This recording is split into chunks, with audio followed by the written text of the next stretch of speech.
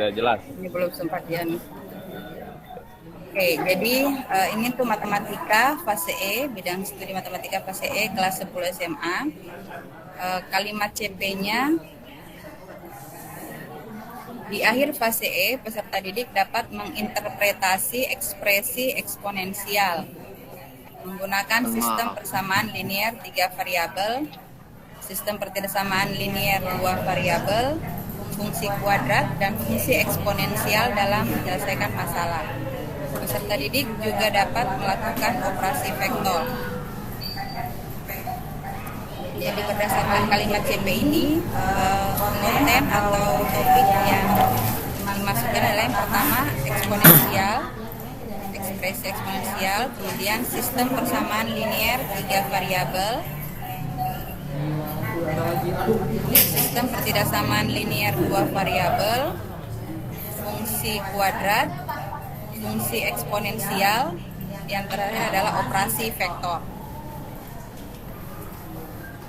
Oke, untuk kompetensinya di sini ada kata menginterpretasi, kemudian ada menggunakan.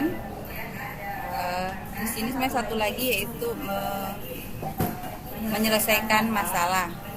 Nah, ini kami di sini kami masukkan menentukan karena kalau ini untuk melakukan operasi vektor sebelum menyelesaikan masalah maka siswa itu harus mampu menentukan dulu baru kemudian diselesaikan masalahnya. Yang ditambahkan itu kompetensinya menentukan. Nah, dari ini kami hubungkan antara konten dengan kompetensinya. Nah, muncullah tujuan pembelajaran. Yang pertama, peserta didik dapat menginterpretasi bagian dari ekspresi atau bentuk eksponen, baik yang sederhana maupun yang kompleks. Kemudian, peserta didik dapat menggunakan solusi dari sistem persamaan linear 3 variabel, karena nanti ini hasil akhirnya berbentuk himpunan persamaan, makanya menggunakan solusi tersebut. Kemudian yang ketiga, peserta didik dapat menentukan solusi dari sistem pertidaksamaan linear 2 variabel. Yang keempat, peserta didik dapat menyelesaikan masalah dalam memodelkan sistem pertidaksamaan linear 2 variabel. Kemudian, peserta didik dapat menginterpretasi karakteristik utama dari fungsi kuadrat. Ini kalau untuk yang guru matematika nanti ini mungkin bisa dibagi dua lagi, ada bisa menggunakan tabel, bisa menggunakan grafik. Begitu juga yang ini, yang 6, peserta didik dapat menginterpretasi karakteristik utama dari fungsi eksponen. Yang ketujuh, peserta didik dapat menyelesaikan masalah dengan menggunakan konsep fungsi eksponensial. Yang kedelapan, jadi sebenarnya ini Pak masuk ke langsung yang ke-9, yaitu melakukan operasi vektor berdasarkan TP. Tapi tadi berdasarkan hasil diskusi saya dengan Pak Nur Alamsyah, karena materi vektor ini adalah materi baru, jadi dia harus masuk di menjelaskan terlebih dahulu. Jadi siswa harus tahu dulu apa itu vektor serta notasinya. Setelah itu baru dia bisa masuk di melakukan operasi vektor yang di dalamnya berisi penjumlahan, pengurangan, dan perkalian dengan skalar. Oke, itu hasil diskusi kami Pak di kelompok 2. Nanti ada pertanyaan dari teman-teman, kami persilahkan. Baik, Ibu, terima kasih atas penjelasannya. Mungkin dari teman-teman lain bisa ada yang ingin bertanya atau memberikan saran pada Bapak Ibu, dipersilakan. Halo Bapak Ibu sekalian. Ya, baik Ibu Dayatul Solia.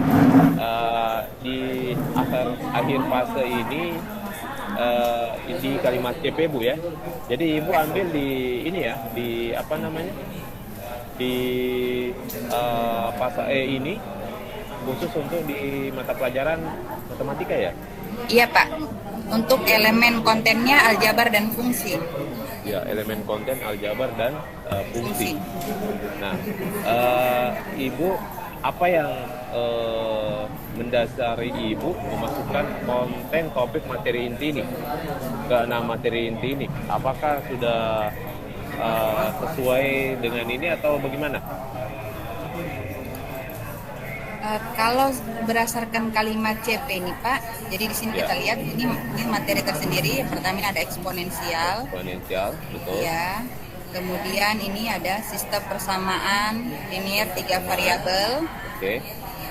Ini sistem persamaan linear pertidaksamaan.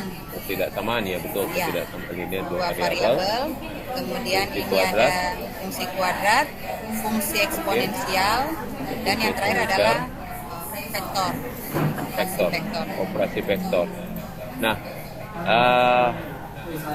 coba Ibu turun ke rumusan tujuan pembelajaran yang Ibu buat,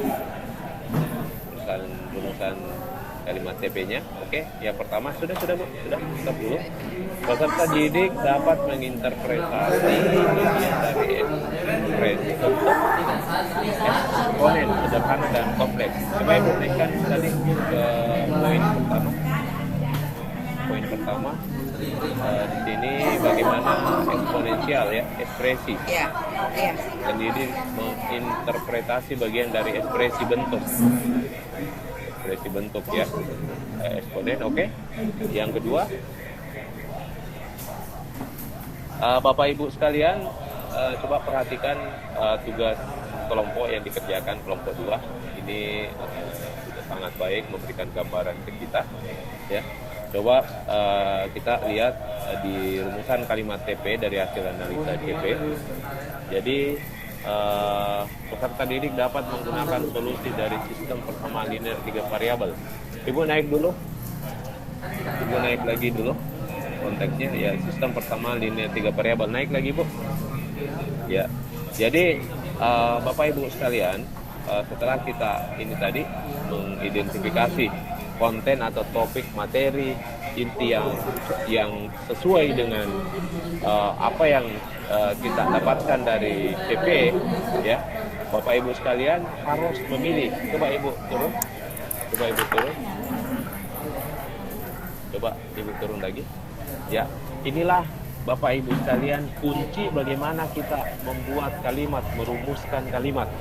Ya, kalimat TP yang mudah kita pahami, mudah siswa pahami, dan kita mampu untuk penerapan dari kalimat TP ini. Jadi satu hal yang menjadi dasar yang harus kita pahami bersama bahwa jangan kita memunculkan kalimat yang susah untuk kita pahami. Mungkin begitu Ibu Dayatus Salia ya, untuk kelompok 2, ya, bahwa jangan sampai apa yang kita masukkan di sini kita sendiri sebagai guru yang menyusun TP ini tidak kita pahami makna dari apa yang ada yang Bapak Ibu rumuskan kalimat TP ini. Nah, makanya Bapak harus berulang kali membaca TP ini sehingga bisa menentukan topik materi apa yang tepat untuk bisa kita jadikan sebagai bahan acuan untuk untuk menyusun satu rumusan kalimat TP dan dari hasil analisis CP ini. Ya, mungkin begitu Bapak Ibu ya. Kita berikan aplaus dulu untuk kelompok 2. Saya rasa sangat menarik dan kita tidak susah untuk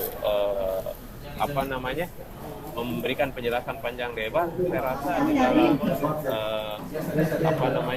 penyusunan seperti bagaimana peserta didik dapat menginterpretasi, dapat menggunakan solusi dari sistem persamaan linear ini, tinggal aplikasi di lapangan seperti apa.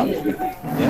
Jadi di sini saya rasa apa yang Bapak Ibu uraikan, rumuskan di kelompok 2 ini, saya rasa ini sudah sangat baik dan bisa kita pahami.